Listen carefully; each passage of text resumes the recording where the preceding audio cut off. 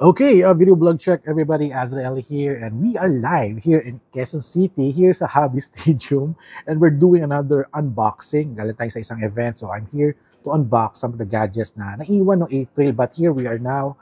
Gonna check it out, no? I'll be featuring this awesome power bank. It's a fast charging power bank from Motivo.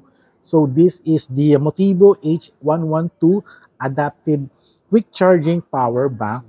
This is from Motivo, Philippines.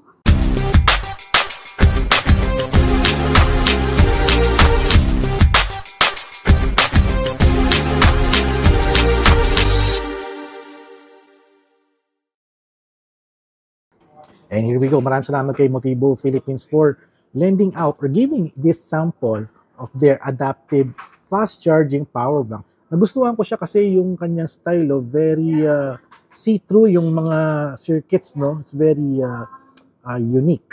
Kaya nagustuhan ko siya. And this is a 10,000 milliampere power bank battery. So before I unbox it, let me discuss to you the tech specs of the Motivo H112. Alright, let's do this. So ito na yung tech specs ng Motivo H112 Adaptive Quick Charging Power Bank. So ito yung kanyang tech specs. This is a 10,000 milliampere battery.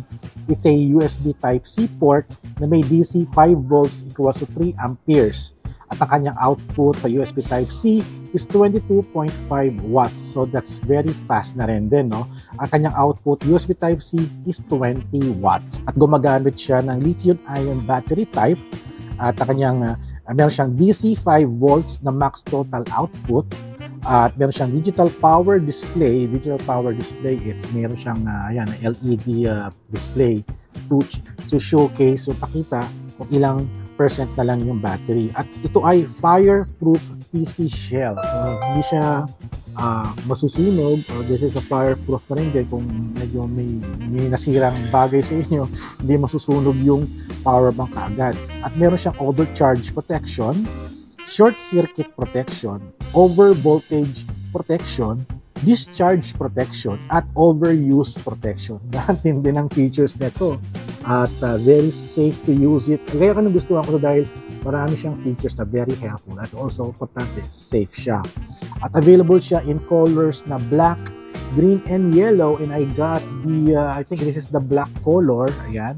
At ang SRP nito is 1,699, which is available sa Motivo, Facebook, Instagram, Shopee, and Lazada store page nila. So I'll post a link down below sa description tsaka sa comment for the links ng kanilang mga stores online para maka-avail kayo nito for a SRP price of 1,699.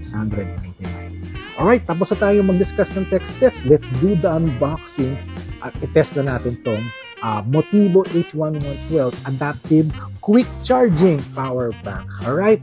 Okay. On na to. Unbox na natin para magamit ko tama-tama. Isa na yung power bank ko. And the whole day, nasa labas ako, I'll be using this to charge my gadgets. That's na yung mga aking phones. Alright? Let's do this. And here we go. This is the Motivo H112 Power Bank Quick Adaptive Charging. So, ito yung kanyang box. It says here 22.5 watts. Yung kanyang fast charging feature, 10,000 milliampere. Some of the specs here na which I mentioned earlier. Motivo PH Facebook, Motivo PH Instagram or Shopee. Ayan. So, Shopee and Lazada available din siya. So, unbox na natin to. Let's check it out, yo. Para magamit na natin tamang-tama, I need a better power bank. So inside the box, you get the Motivo H112 unit, which is ngayon ko lang to makikita in person. And here we go. Wow. Wow. Ganda na yung tsura niya. Ito yung sasabi ko sa inyo kanina na parang mukha siyang see-through yung kanyang circuits, no? So parang may plastic pa siyang nakabalot, no? I think parang may plastic pa siyang nakabalot. Ayan, ito nga. I need to remove this para mas malinaw. Yun, no? Meron siyang protective filter. Ayan, para mas maganda tingnan. Ayan, ganda lalo. Ang ganda. So, ito yung tsura niya. Yung mga circuits. USB-A. At meron ba siyang power? That's 90%. Meron siyang button dito sa ibabaw. Nung pinindot ko, lumabas yung display niya, it's 90%. Grabe, nakakatawa naman yung tsura nito. At yung USB Type-C niya for recharging this power bank. Ang ganda, 10,000 milliampere, no? Kit ng form niya. Meron siyang percentage kung ilan yung remaining sa battery power niyo. And this is the USB Type-C cable, which is, gusto ko siyang itry kasi, for example, kung talagang quick charging to, dapat is, itong phone ko na Honor, meron tong quick charging feature na pag quick charging siya, ipapakita niya na mabilis siyang mag-charge. Pero actually depende rin siya sa sa tawag dito, sa kable. Well, I guess the kable nito, USB Type-C, maiksi lang. I guess baka fast charging niya rin din siya. So pinasok ko na siya dito. Ayan. At let me insert my phone at tignan natin kung gagana yung quick fast charging niya. Okay, it's charging. Okay, so ito na yung nakita natin, no?